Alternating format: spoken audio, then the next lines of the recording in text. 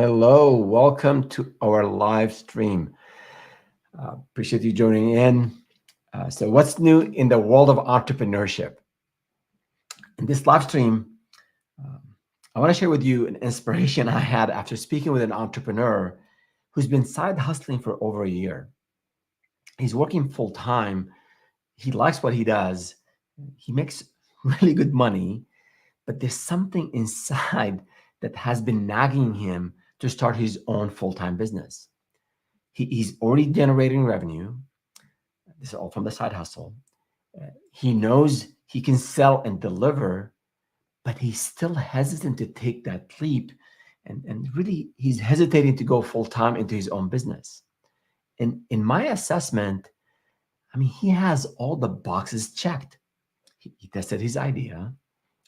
He already has a business on the side. He has domain knowledge. He has existing clients. And he even has some recurring revenue, clients who have come to him again for more of the service that he's offering. But again, deep inside, he's he's really hesitating to leave this steady job and then plunging into entrepreneurship and plunging into all the unknowns and all the financial risks that are associated with entrepreneurship. And that's, I think, the main concern. Now, I don't blame him. I totally get it. And I've experienced that myself in my first venture and also in almost every other new venture. You always have people giving you maybe bad advice or people who are not maybe entrepreneur they're not entrepreneurs themselves and they see this as too risky of a venture. You have voices, whispers in your mind like, hey, you're not good enough, or you don't know what's involved, or you're not going to make it, and what about this and that and the other. So that is totally normal. We all experience it. But in terms of the financial risks and in terms of the concerns that many entrepreneurs have, I want to focus today's episode on tackling the financials head on. I want to provide you with a calculator so you can make your own assessment and then decide on when you'll be ready to take your own leap. And then I want you to take that leap when many of the risks are mitigated and the chances of succeeding, the chances of success are higher. Now, keep in mind, I'll make it easier for you. I'll make sure you don't repeat the same mistakes I made. I want to give you the tools. I want to give you the templates. I want to give you the checklist, all of that. But keep in mind, it's not going to be easy, or it's not going to be a simple decision. You have to prepare. You have to be in that right mindset. And as the saying goes, easy is evil. Nothing worthwhile is easy. So keep that in mind. So uh, before we go into the calculator, I want to talk about a couple of things for those maybe who just did not have the chance to watch or listen to last week's episode. We covered a couple of things. One is we had launching or going from a side hustle to a CEO. Um, we talked about two phases. One is launching the side hustle, and I created a 6-month roadmap. So month one, you learn, for example, month 1, 2, and 3, it's about preparing, about launching, and then months 4, 5, and 6 is when you start to market and sell, and then get ready to take that leap at the end of month 6. So, and we use analogies from a recent video that we launched on 8 business principles from martial arts and from my Aikido training, the 15 years or so that I've been involved in Aikido. So the themes of every month is tied to a principle that you'll I think enjoy if you watch that Aikido video. But for now, in terms of the phases or in terms of the steps to go from a side hustler to a CEO, involve one in month 1, you want to learn from mentors and from peers. So I recommended speaking with 10 people, do a self-assessment on your hard skills, on your soft skills, your network, your resources. And then month 2, I want you to to be aware of the second principle, and that is know your opponent's mind. And in this case, I wanted to interact with 10 competitors and also speak with potential buyers. And then in month 3, the theme there is to focus on your own practice. So starting to develop a marketing plan, write down your sales projections, your potential expenses, and then also this is maybe a good time for you to do the legal formation, your S corp or LLC or what have you, and then look into some of the back office. Again, this is all detailed out in a full episode that we had last month, but I'm just giving you a flavor of what's involved, just in case you did not have the chance to be with us last month. And it looks like we already have a comment from the community. I'll get to that in a second, but thank you for joining in, and we appreciate it.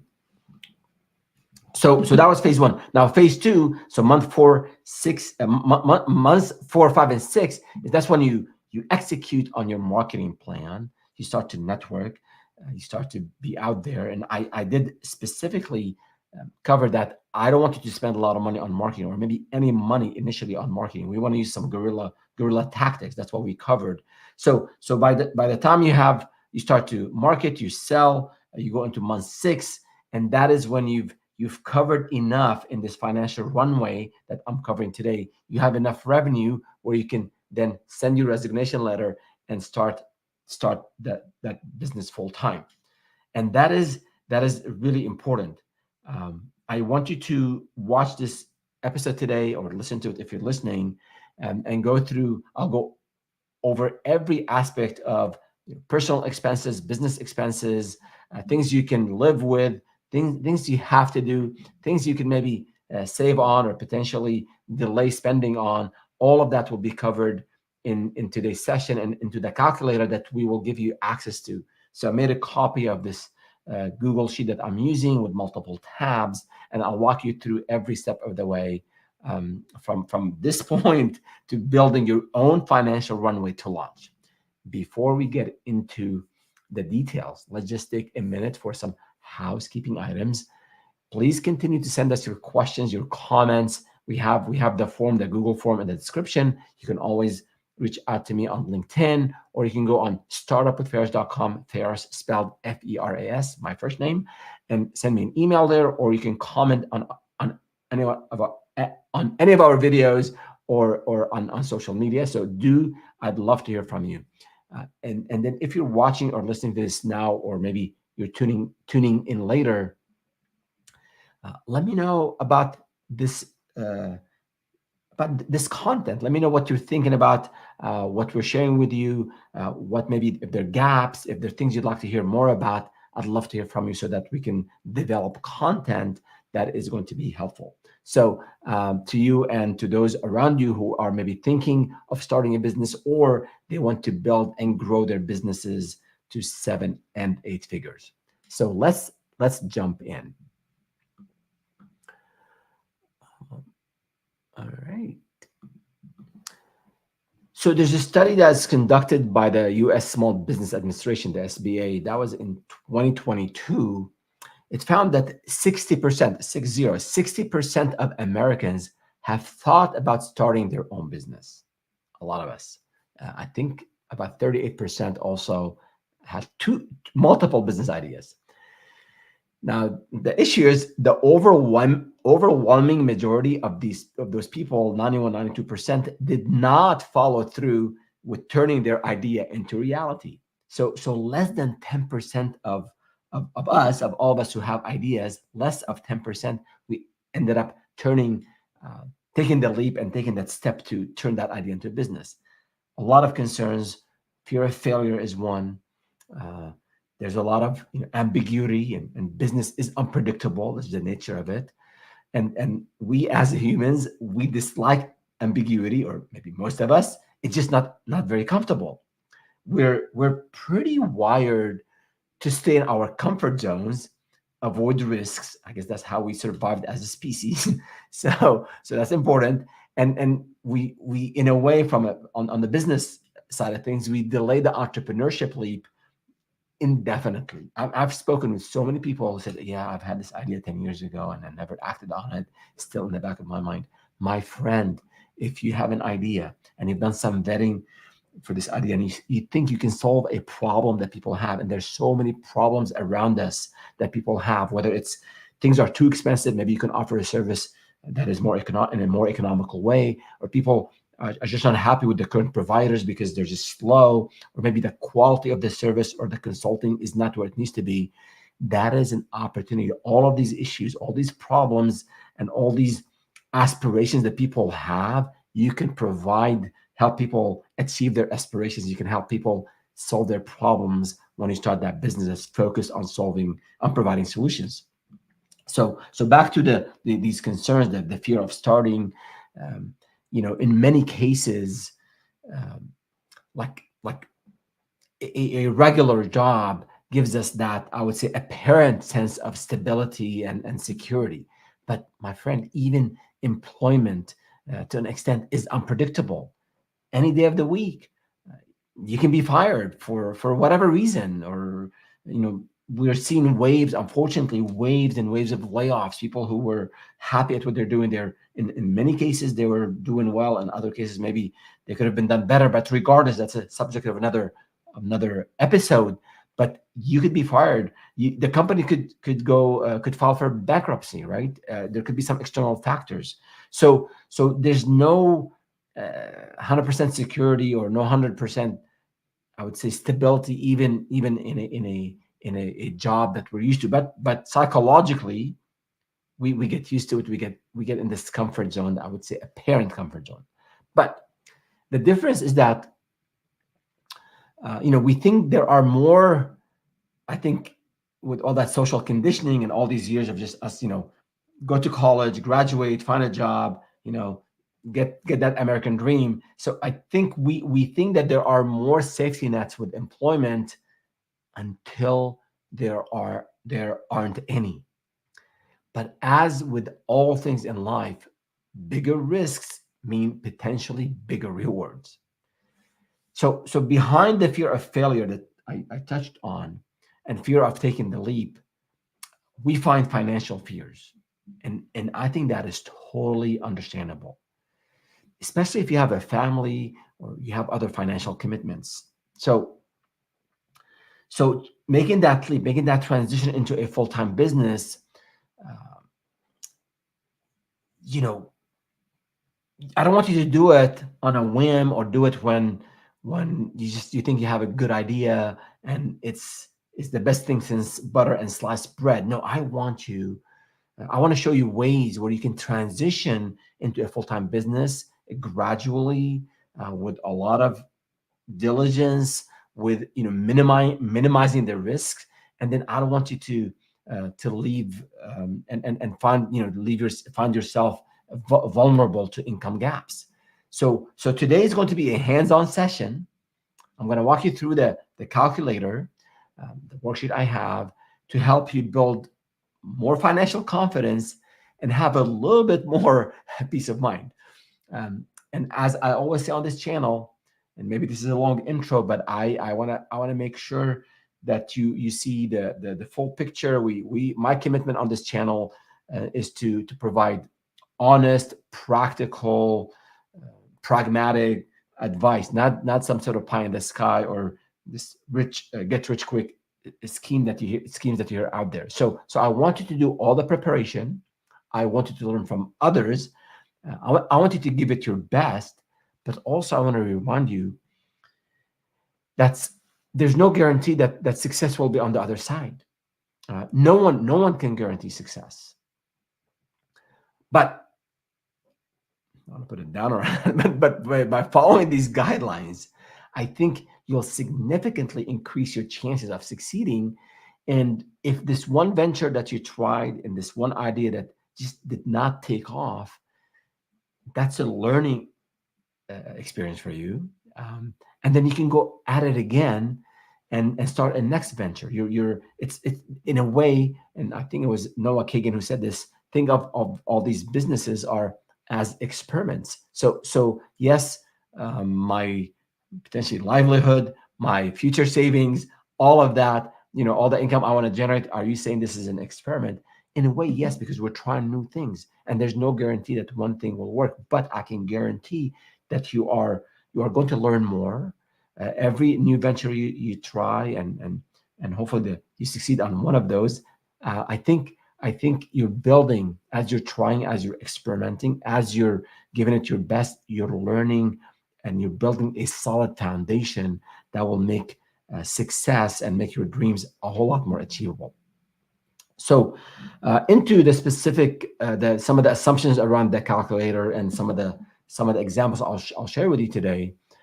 Um, the plan I'm using, again, it's a 6-month time frame from an idea. You have an idea to prepare for that side hustle, and then and to go and take that leap. It's a 6-month time frame, and in a way, you can extend it and you can compress it.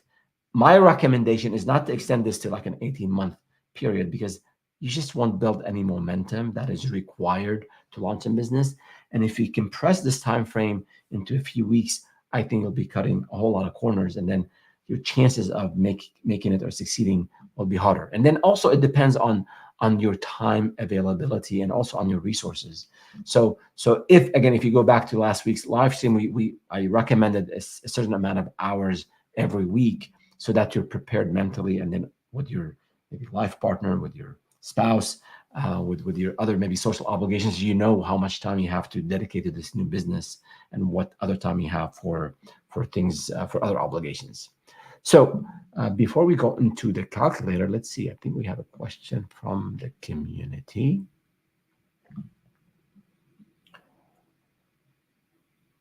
And Kalisi, thank you again for joining in.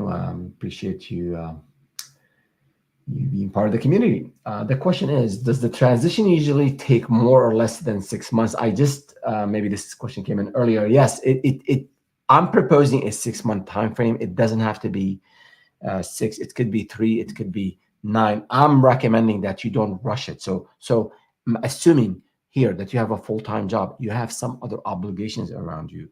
So if you're working 45 hours, 50 hours a week, I don't know, then if you put in another 10 or 20 hours a week, it's going to be a pretty heavy load. Most people maybe are not used to this sort of load. So the 6-month plan that I'm recommending, or the time frame, is based on what I think is something very doable, something very achievable for most people. But if you have more time on your hand, you can definitely compress this time frame into maybe 3 or 4 months. I've seen it done in people, when people have to, and especially if there's a life-changing event, there's someone was laid off, like in my case many years ago, or maybe you're in between jobs, or maybe some other circumstance. If you have a whole lot more time on your hand and you don't have a full-time job, you can compress this significantly, because you're putting all the time, 50, 60 hours a week, into this idea and into marketing and into doing outreach. So yes, short answer is you can do it in less than 6 months. You can do it in longer than 6 months. But look at what we're doing, at what we covered last week, so you see the assumptions and how maybe you can tweak some of those assumptions for your own purposes. Cool. Thank you for that question. All right. So in the calculator, I'll use 2 examples of 2 entrepreneurs in different phases of their lives, and also in 2 different parts of the country. This way, we'll cover a wide range of cost of living expenses. When it comes to your own calculator, and I'll share a copy of that, and we have it in the description, I believe, by now. You have a column where you can enter your own numbers. So the 2 examples in the sheet, in the calculator, one is Tom. He's Tom, who lives in Tulsa. Hi to folks from Tulsa, from home.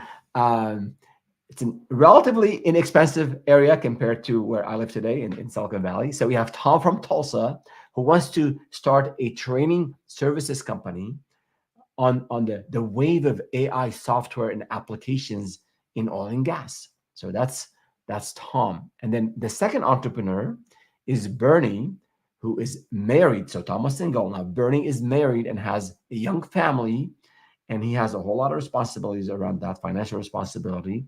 And Bernie is living in a more expensive area. Welcome to the San Francisco Bay Area. So Bernie wants to start a consulting company for business process automation, leveraging AI. So I'm happy that both entrepreneurs are leveraging new technologies, AI, and trying to offer a service. They want to offer a service around AI in specific industries. So that is Tom and Bernie. In terms of a couple of definitions, and then we'll go to the worksheet. That when we say cost of living, this is according to Forbes. It refers to the average amount one can expect to spend on essential expenses while you maintain a reasonable lifestyle in a particular location during a specific period. So we've used data from MIT, where it shows you can go in actually and search for your region, and I'll give you data actually on personal expenses. And then actually the data is pretty recent. It's as of February 2024. So that is on the data source for the personal expense data. And then on the business expenses that I'll be sharing, this is from what I've seen in my ventures, and also speaking with others, and also through using some online resources. So that is that's where it is with our introduction to the calculator. So now let's go and share. Let me go ahead and share my screen.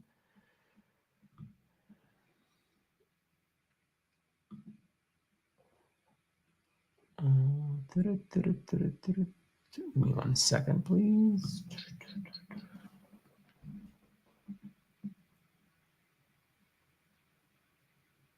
And while we wait, if you have a comment or a question, please go ahead and enter those.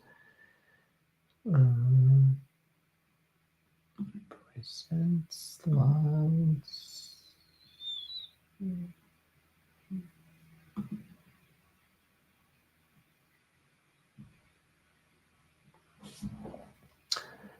So just bear with us for 1 second, please. Sorry about the delay. There you go.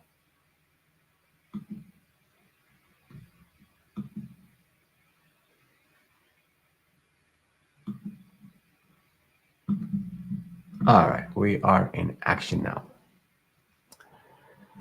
Cool. So here's so this is going to be a hands-on session, as I said. So here's the first page of the first tab, and if you happen to be watching and you have access to another screen, you can actually click on the link that I shared with you, and it has actually a column for you to enter your own data, or you can do this after you're watching, after you watch. Now, for those of you who are listening, this is probably going to be a little bit harder to follow because it is very visual. But I'll to the extent I can, I'll just cover what we're showing here on the screen. So, and if you can give me a signal that you can see my screen with the calculator, that would be great. Yep. All right. So typical personal expenses, and this is, we're looking at it here: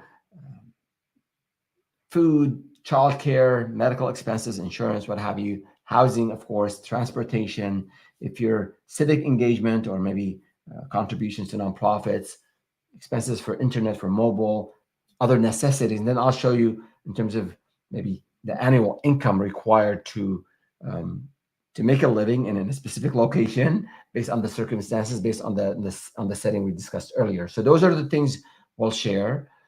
And then in terms of other expenses, so those are typical expenses, but then we're all unique and we have different circumstances. So expanding here on what I'm calling the individualized expenses, some of us might have loans, or maybe we have aging parents or someone elderly we're taking care of, or maybe we've made a commitment to helping friends and family members. Maybe saving and retirement contributions are important to us. So you have what you see here, a list of items. These are our own specific individualized expenses.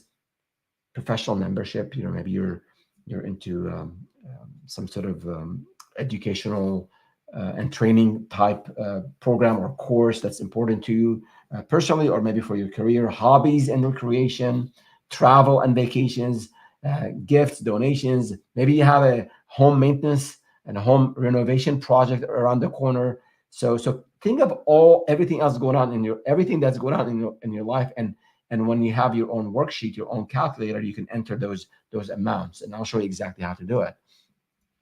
Pet care is one, sports activities, legal fees. Hopefully you don't have a lot of legal fees, but just in case.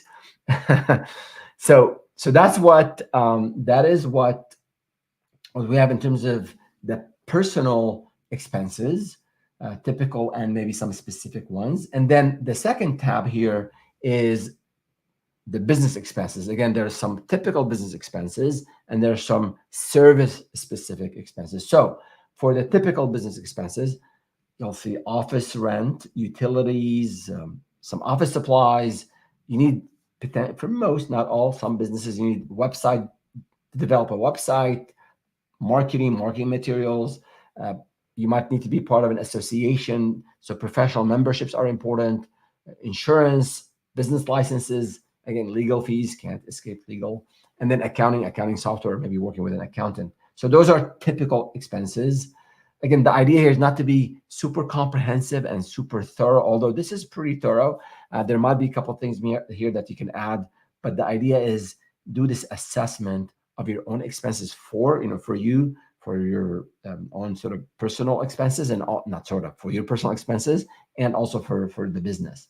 Now, there might be some business-specific examples, business-specific and service-specific expenses.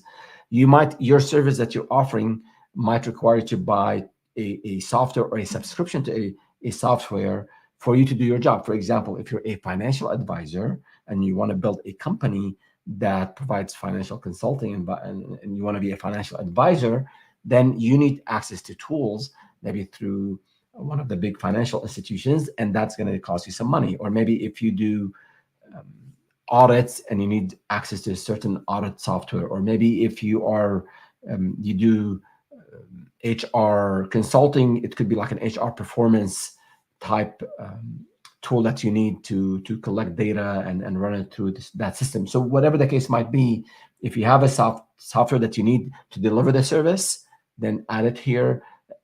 Depending on your service, you might need equipment, tools. If you want to do, we talked about this example before. My favorite example: if you're doing some paper shredding business, you need paper shredders. So whatever the case might be, as you're thinking of the business idea, as you've done your research, you'll come up with the things that you need that are specific for that service. Certifications sometimes are expensive. Let's say you want to offer project management consulting services. So maybe getting the PMI, the Project Management Institute certification is important for you to differentiate from your competitors. So that's not going to be cheap, a few $1,000s maybe. So add all of that. So again, I'll walk you through examples, but those are the categories of business expenses. So now we'll move to the next tab. This is where we plug in the actual numbers so you can see this in action, right? So into the personal expenses, and I'll show you one column for Tom, our friend from Tulsa, who's single and is 29, and then Bernie, who has family responsibilities. So for Tom, let's start here. And those are the same expenses I showed you earlier: food and childcare and medical. So you'll see, for example, food $4,000 plus childcare $0 because he's single. He's single and he's 29. Hopefully he's not partying too much and saving to start that business. Transportation, civic engagement, and everything else. So basically, the sum of all these expenses, this is yearly, $34,000. Now, if you want to look at the type of income I need to have to live and survive, is you got to add tax to it. So $40,000. That's the number that Tom needs to generate a year. Again, single in Tulsa. That's probably a little bit on the low end, but trying to be a little bit conservative here because we got to be frugal. As Eric Schmidt said, he was the former chairman of the board for Google. The two Google founders brought in Eric to help them scale the business. So he said, He said founders should be frugal. So he had this little small desk when he joined Google. And it's important for us to if we want to, I'll get to this later in the episode, but as we're looking at these expenses and as we're looking at the numbers, initially things will be tight. Most of us are going to bootstrap if we are in services and consulting, and there's maybe no investment money. So it's always good to look at ways to save on expenses.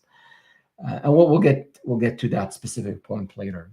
So that is in terms of your personal expenses. Now, if you look at the list of individualized expenses, those are maybe unique to different people. You'll see I put some numbers for maybe loans. We're paying like $100 a month. Maybe elder care, hobbies and recreation, $3,000, travel and vacations, $2,000, gifts, donations, pet care, sports activities. So you'll see that these things add up. And if you look at Tom, remember what we said, for about a little bit over $40,000, just typical basic expenses, and then you add these other expenses, that's another $10,000 or so. So a total, he's going to need $51,000 for all of that. And if you divide by 12, you get $4,000, $4,278. That's what Tom is going to need. Now, obviously, he can bring this number down, but we don't have to. We'll talk about that in a bit. So let's see. I want to see if we have any questions from the community here.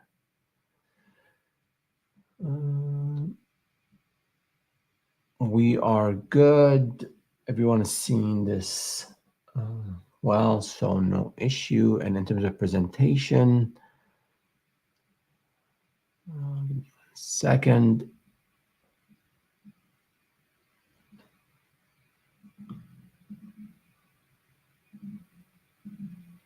We're good. All right. So that was for the personal expenses. Now for the business expenses, well, before that, we got to show you the expenses for Mr. Bernie. There you go. So now Bernie, remember, married, 2 kids. He's 39, living in San Jose, California. Hello, fellow folks from San Jose. Now you look at their expenses, obviously much higher. It's a different location, more expensive area. He has family obligations. So his numbers actually add up very quickly. The total for Bernie is $157,000. So food is going to be more expensive. Childcare is going to be, Tom did not have any childcare. Bernie has $37,000. Housing is much more expensive, obviously, here with the family. So we're looking at $157,000 for Bernie. Also, in terms of his own sort of individualized expenses, he had more loans, maybe for him and his spouse. They want to save more for their retirement, for the kids' education. Hobbies and travel also is higher because now you're paying for more than one person. So he adds, on top of the $157,000, he adds another $17,000 for these expenses, and you end up with $174,000.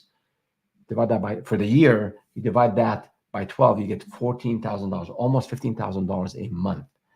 So again, I'm showing you maybe a bit of a pretty distinct, or two sort of ends maybe of a spectrum here, because your numbers might fall somewhere in between. And again, in the spreadsheet that I'll share with you that you have access to now, you'll see that I've left a column here where you enter your own data. So both for the personal, for the personal side of things, you enter your data here, and then for the business expenses, you can also enter your own data.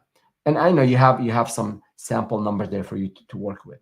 Okay, so now back to my calculator. So that is on the personal side of things. Now, when it comes to the business expenses, again, let's look at the typical yearly expenses for Tom in Tulsa. You'll see a total of about $25,000 between office rent, utilities.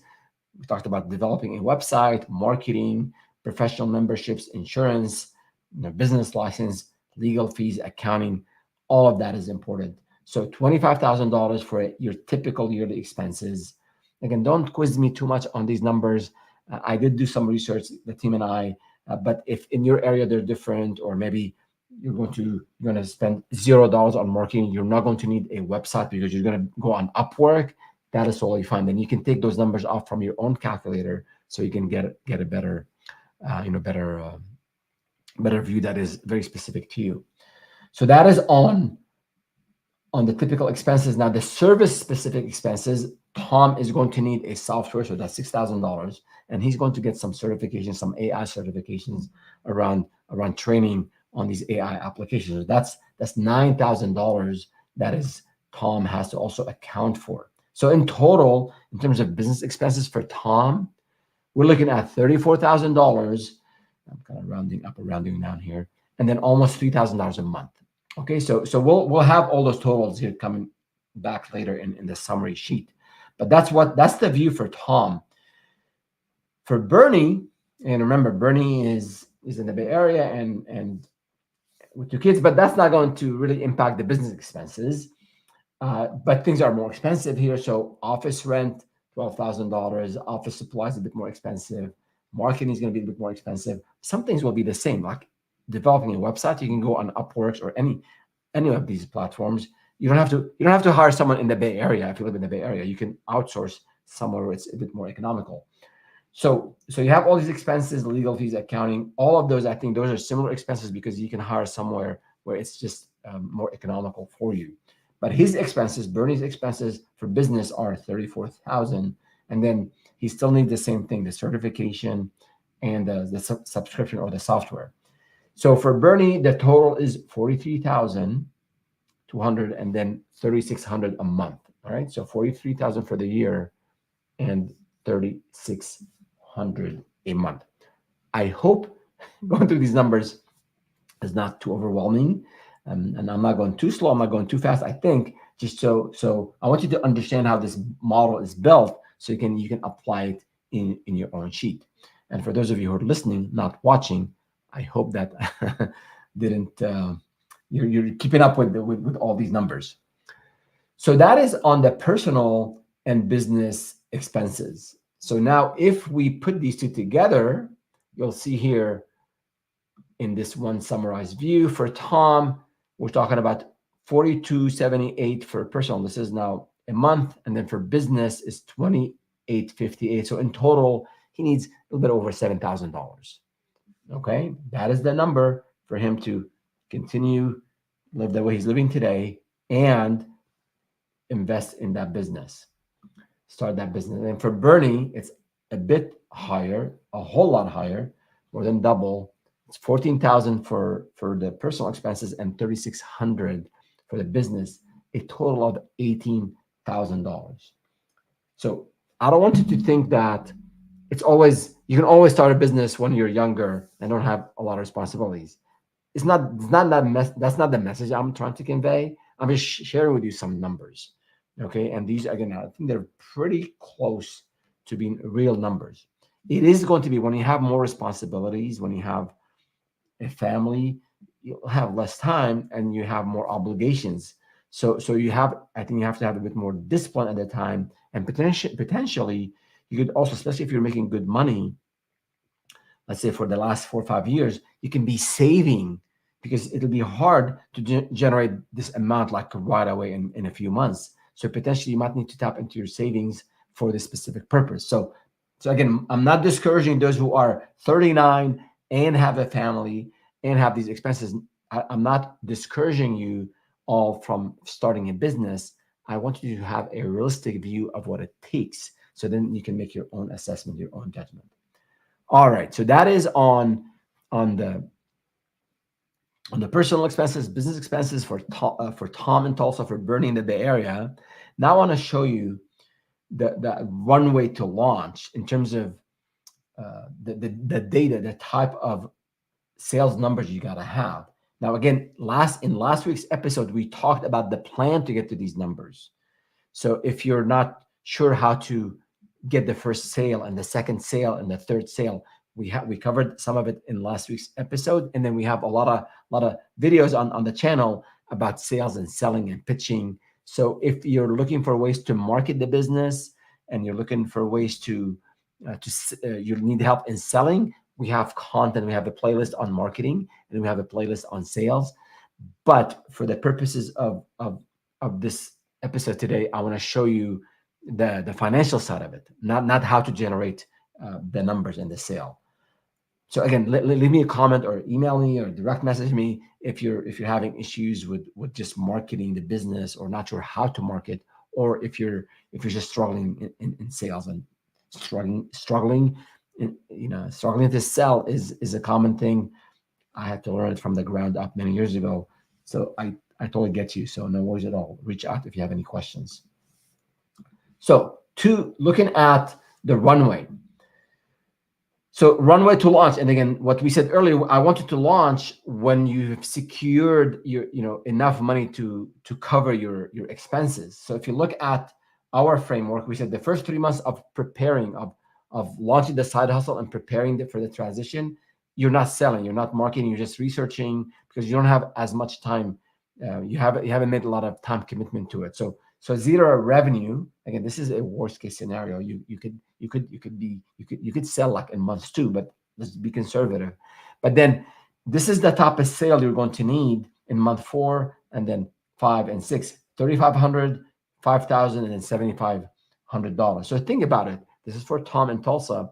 If he sells, he serviced, let's say the initial consult, let's say $1,500 to $2,000, he would need a couple of clients in month 4, 3 clients in month 5, and then four clients or so in month 6. So with all the preparation, with 3 months of preparation, and with the marketing plan, and then executing on that plan, this should be very doable. Some of it, again, why am I certain? Some of it comes from experience. Some of it comes from just talking to so many founders. So that is for Tom. Now Bernie's runway is a bit more challenging. It's a steeper, I would say, or longer, or it's just going to take a whole lot more the energy and resources to take off. So he would have to generate $10,000 for the first month. So if it's the same price, he's selling the same service, let's say $2,000 a pop, he's going to need 5 clients. Or maybe if his service is more expensive, let's say $5,000, he would need 2 clients. But then this adds up. So month 2, he needs to ramp up to 14,000, and then month 5, and then month 6, he needs to ramp up to $19,000. So that is the runway for both Tom, and then the runway for Bernie. And I have this graph for you, so you can see on the scale on the left-hand side, on the vertical axis, we see the scale, the revenue to up to $20,000, and then the timeline is on the x-axis. So you see month 1 through month 6. So again, months 1 through 3, 0 revenue. This is planned. Actual could be better. And then you start to generate revenue in month 4, 5, and 6. Month 6, then you start to exceed. Your revenue will exceed your expenses, and then hopefully, in addition to the revenue exceeding your expenses, potentially you also have leads, warm leads, qualified leads. You have a name in the market now. You've done this. You've delivered a few projects, so you should be able to close more deals and deliver faster in the next period after month 6. So if you decided to do this, let's say on a 9-month cycle, or maybe like on a 3-month cycle, obviously these numbers will be compressed, but we're using a 6-month time frame for our purposes here. So that is what I wanted to share regarding the financial runway, based on status quo, based on the expenses that you have, the personal expenses that you have today, and based on typical business expenses. But entrepreneurship is not about passion. Passion is important. I think it's optional in many cases, but it's about learning, about skills and sacrifice. So there has to be some sacrifices. There has to be some cost cuttings, right? You have to put the time. So I'm going to show you we'll go through some what ifs. All right. So real time, we'll do this. We'll trim expenses real time, and hopefully my formula here will still work and don't embarrass me. So let's go to the personal expenses, right? So keep in mind, and I kept a copy did a snapshot of this runway, so we see it and compare it to the cuts that we want to do. So for example, for Tom, right, we said civic engagement. I'm a big believer of supporting nonprofits and helping out. Maybe in this phase, you decide instead of spending $2,000, just say I'm going to do $10 a month only. That's the only thing I'm going to contribute, okay? Or maybe I'm going to volunteer my time on the weekends, go to the local Habitat for Humanity. But let's just say $10. So I'm going to drop this from 1,200, from 2,000 to 220, okay? This is all annualized. Internet and mobile, maybe save a little bit. Maybe you don't need all the channels. Just get one subscription, maybe, right? So maybe cut that 1,400 to maybe, I don't know, 600. Okay.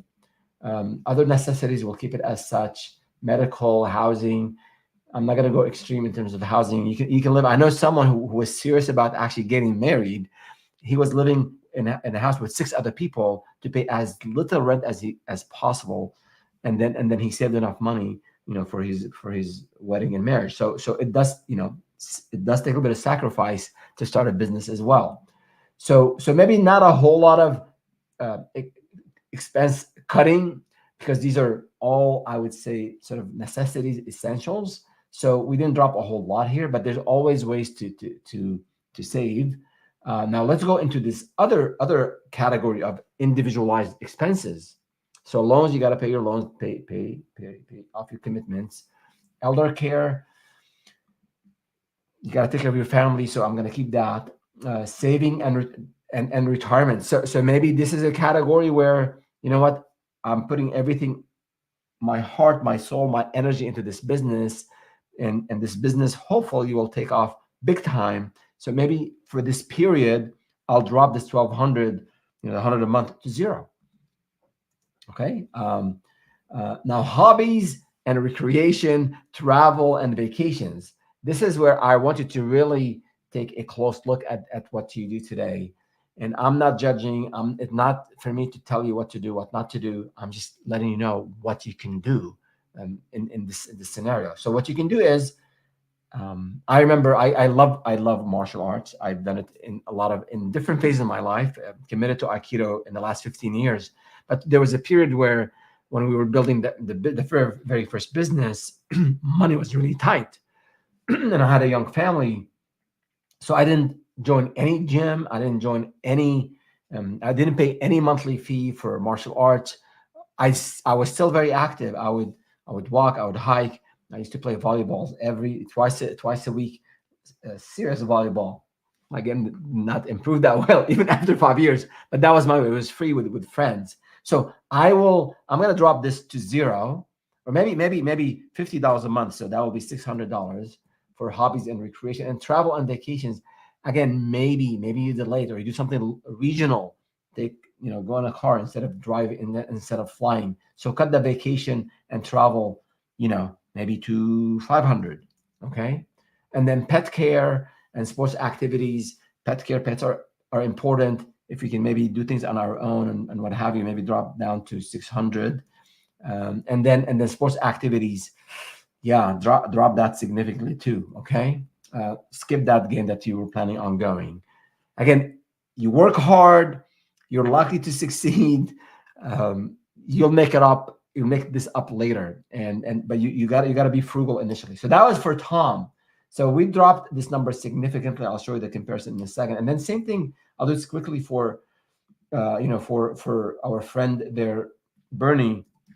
I'm going to adjust these numbers like we did for Tom. So not to pick on the guy from Tulsa. And then again, loans, we're going to keep that. Saving and retirement, drop this to 0 for this period. And then we're going to drop hobbies and travel, all of that, to just 1,200. You got to take care of the kids and the wife or the husband. So we're going to leave some money for that. And then sports activities, this stuff got to drop too. So, all right. So we made those adjustments. Again, for you, I'm going to switch my screen here so you can see your own sheet. This is, you can access this, you can view it, make a copy, and then you can plug in your own numbers.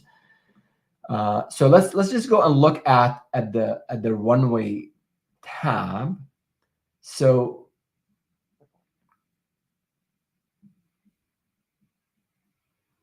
give me just 1 second.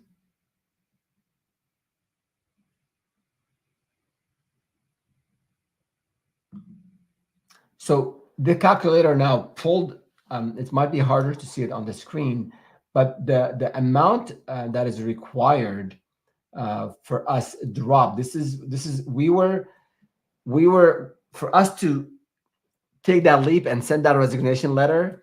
It was in month 6 here, according to initial calculations with all the expenses. So this is a snapshot. What you see here at the bottom is a snapshot of the original numbers, right? Without any saving, without any saving measures and cutting costs. So we had to wait till month 6. Here, assuming we cut those expenses, our runway is going to be shorter because we don't need to spend as much money on a monthly basis, right? So again, as you tweak these numbers, and if you get really frugal, you can bring in this point of you making making enough money to cover your expenses. You can pull this in sooner. So instead of waiting for 6 months, you can maybe pull to 5 or 4, right? Or the other, and I don't have a graph on that, but if you're able to do that, cut your expenses, then you potentially don't need as much revenue. So if you're still struggling with sales and you can't get enough revenue, if you cut your expenses down by 20-30%, or let's say you cut your expenses by $2,000 a month, then you don't need that $20,000, that $2,000 in revenue for you to kind of hit that break-even point. So again, this is going through this a bit quickly. I'd love to hear from you again if you start to play with this calculator and start to add in your numbers and you're struggling and you're not sure. Feel free to send me a note with some details or share that calculator with me, because you in Google Sheet, basically you can go, what I want you to do is you go here and go, when you have access to this file, click on the link and you can go and make your own copy. And then on your own copy, you can do all the editing that you need, right? So let me know if you are having challenges in making the numbers work for you. And again, this column here is for you to fill in your numbers. So that's really what I wanted to cover today, is give you this calculator to look at what's involved, go in and customize it, personalize it, add expenses, remove expenses, and then see that picture based on a 6-month time frame. And then when you play with the numbers, if I did take this vacation, how's that going to impact my runway? If I could save that money and not take the vacation, what will that do to my runway? So I think that you'll find it useful that way. And then also one last thing here that we covered in last week's episode, and I promised that we would share with you, that is, we have a I want you in month 6, as you start to get revenue, month 4, 5, month 6, start to build your 12-month sales plan. And we have actually a sheet here, a tab that shows how you do that. And you can, for example, let's say my revenue target is $200,000. I sell my service at $10,000. To reach my target, I need 20 clients. And for me to get 20 clients, I'm going to make assumptions. I'll close 1 out of every 5. So that's a 20% conversion rate. So basically, you need to reach out to 100 qualified. You need to reach out to a whole lot of people, get 100 qualified leads, close 1 of every 5. So that's 20 clients. And then at $10,000 a project, you'll hit your $200,000 annual revenue.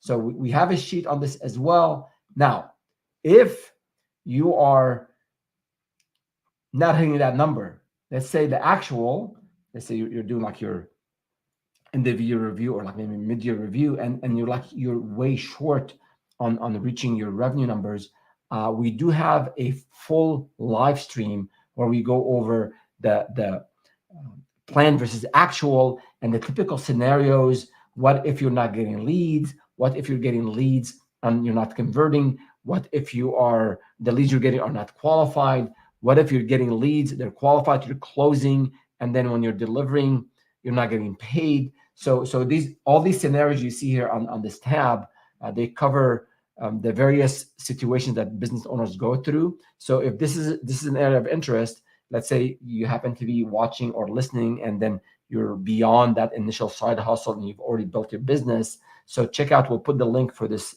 other live stream on how to look at your plan versus actual. And then you can fix the red, you can fix the problem so you can reach your goals.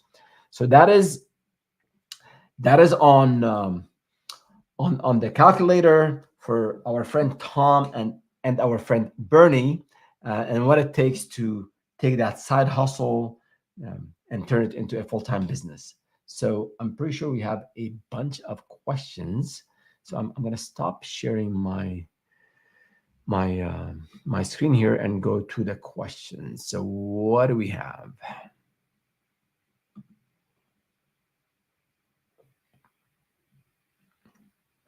Right. We have, if I'm working my full-time job and doing my side hustle and not really taking vacation, how do I avoid burning out? Yeah, this boring out and burning out.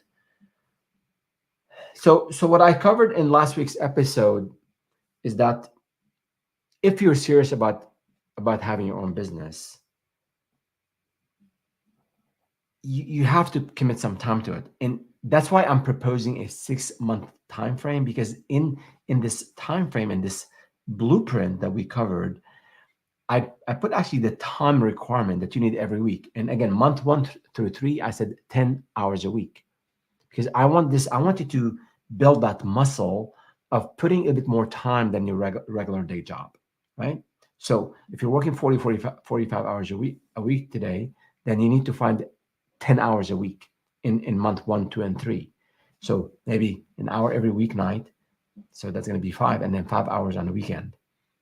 Something else has to give, maybe some other social obligations, or maybe less leisurely time, less TV. No judging here, not judging here. So I still want you to be active physically, intellectually. Relationships are important, emotionally. That is of course important, but in this build up phase, in this, when you're setting the foundation for this amazing business that you'll create, that you will create, that will make you a whole lot of money, potentially 7 figures, 8 figures, it does take some sacrifice. So I'm not recommending day one you go in like 30 hours a week on top of your day job, or you focus so much on your side hustle that your front hustle is hurting. That's not good for many reasons, including your commitment to your employer, including if you're slacking, you're behind. That's your reputation. That's not good. So you got to do your full-time job fully and deliver on your commitment to your full-time job, and then find the time for your side hustle. So that's you gotta get your mind into this zone of, I'm building something unique, I'm building something special, this is my baby, I'm going to take care of it, I'm going to take care of it, I'm going to put time into it, and I'm going to give this time on a weekly basis. And then once you have that muscle built out, and at the end of month 3 you're putting 10 hours a week. In our blueprint, month 4, 5, and 6, I'm recommending that you start putting 20 hours a week. So the commitment is going to double for the side hustle.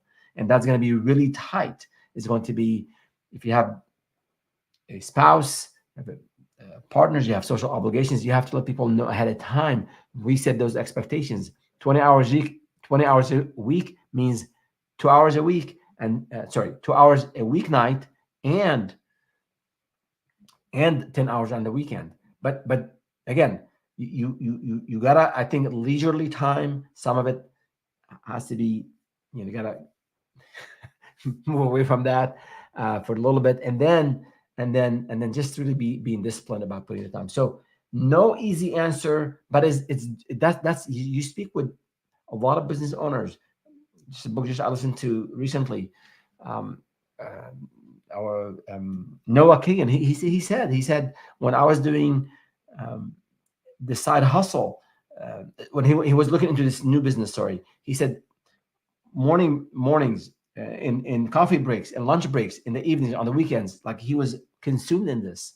So sometimes people read the title of Noah's book, um, $1 Million Weekend, or maybe Tim Ferriss's 4 Hour Week, work week book, and I think people, these are, good titles. They I think, uh, they kind of bring you in to buy the book. But if you listen carefully to what the authors are saying, they work really hard. At one point, you'll have freedom, you'll have liberation, as I think Tim Ferriss uses that. But between now and then, it's hard work. There's no other way. There are no shortcuts to hard work and sacrifice. But just don't go, go in there knowing that, and you gotta manage this imbalance between work and life and other commitments that you have. All right, good question. Let's see another question.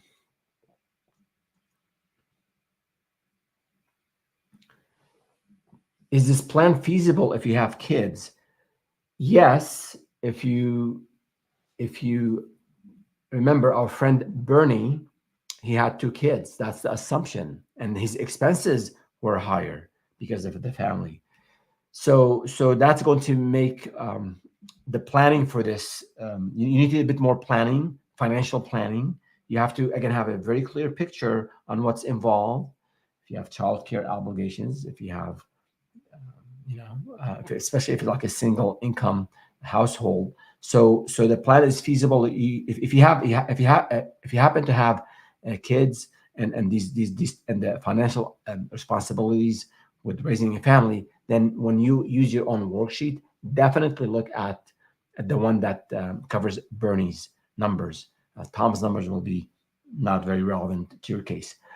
But again, if you happen to be working, and maybe at one point prior to this 6 month period, you start some again saving, putting some money aside to support that transition. Um, when I started my first business, again, it was more of a forced thing because I was laid off from being a VP at a tech company, and the job market was really dry, similar to what we're seeing today. And then I couldn't find a job, and then a friend of mine wanted to start a business, and that's how we got our first business off the ground. I had my wife and 3 children, and my wife at that time, she had taken a hit on her career to raise the children, and then once they went to school, she went back and finished her education, and then became an amazing teacher. Now she's an amazing social worker.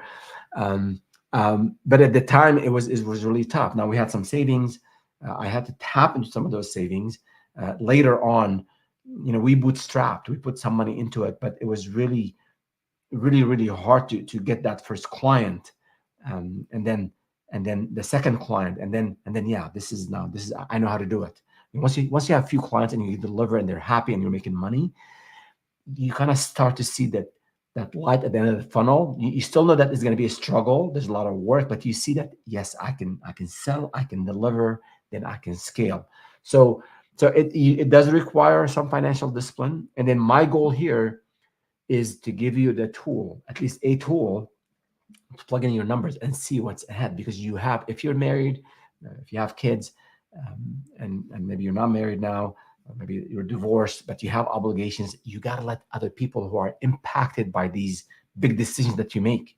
Like starting a new business is a big decision. So the more people in your network who are on board, or at least aware of what you are planning on doing, um, the better it is, because you'll get the support. They'll check on you. They'll give you a word of support here and there, which at times when things are really tough, you need that. So yeah, feasible, doable, requires, I think, a bit more financial discipline, and requires a bit more resources, as we saw in the example of Bernie. You just need a whole lot more in terms of revenue to cover your expenses.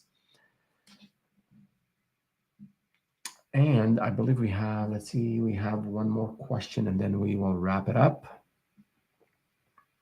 And again, what do civic engagement expenses refer to? Yeah, I might have covered this very briefly. So the number I showed earlier in terms of personal expenses, those came exactly from MIT, and they had civic engagement as a category. Basically, nonprofit donations, contributions. You believe in a cause, so you're supporting. So I'm a big believer in volunteering, in supporting nonprofits.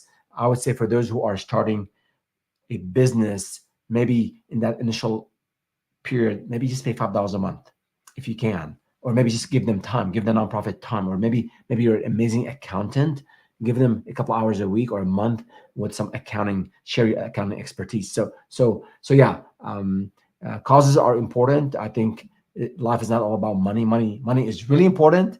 Um, I want all of you out there to work hard and make it big. And then when you make it big, you can help others. Have that sharing mindset from early on. But yeah, that's what civic engagement expenses were referring to in that model. Good. I don't think we have any more clients. So thank you all so much for tuning in. I do want to have a couple more things here. If you started to use the sheet that we shared and you're struggling with it, email me. Again, we keep all this confidential. I'll be more than happy to share a 30 session with you. No charge, no gimmicks, no pitches. It's just something I do on a weekly basis. I have 2 slots, 33 minutes. Yeah, 30-minute slots that we offer to entrepreneurs, those who want to start a business or those who started and they want to build it and grow it to 7 and 8 figures. So you can go on startupwithferris.com, go to Ask Ferris. There's a Calendly there. Pick a slot that works for you, and then I'll be more than happy to review those numbers with you, your own numbers, and help you get to that confidence level that you need to before you take the leap. And just one disclaimer on the numbers. Obviously, this is not something that is. I've gone to an accountant and included all the business, all that depreciation, amortization, and it is really a model to give you a very good, I would say, ballpark figure, so that you understand the major commitments in front of you. So don't quiz me on some on generally accepted accounting practices. No, that's not the intent here. All right. Again, thank you so much for being with us here. Or if you're listening to this later, we appreciate you being part of the community. If you have any question, as I said, email us, set up the Ask Ferris, or check out our newsletter, the Daily Advisor. It is on the website as well, startupwithferris.com, Ferris, Feras, or check out our YouTube channel at Startup with Ferris, and subscribe and hit the like button, and see you next time.